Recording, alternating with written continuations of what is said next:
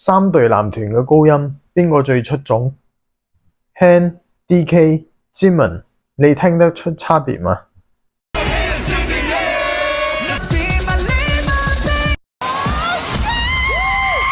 先睇 Han， 佢嘅高音唔係好重，但係出得好快，聽落好似一下衝出嚟咁，有速度感，有彈性。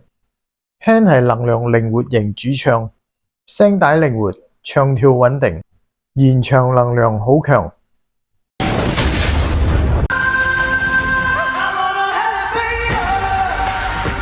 再睇 TK， 佢嘅聲音厚，力量集中，唔係快，係穩住再推上去，聽落比較有壓感。DK 係力量型主唱，聲音厚實，穩定性高，高音有故事感。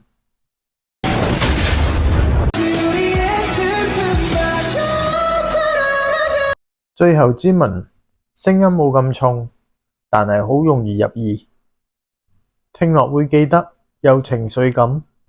Jimin係魅力輕盈型主唱，高音穿透力強，情感細膩，假聲流暢。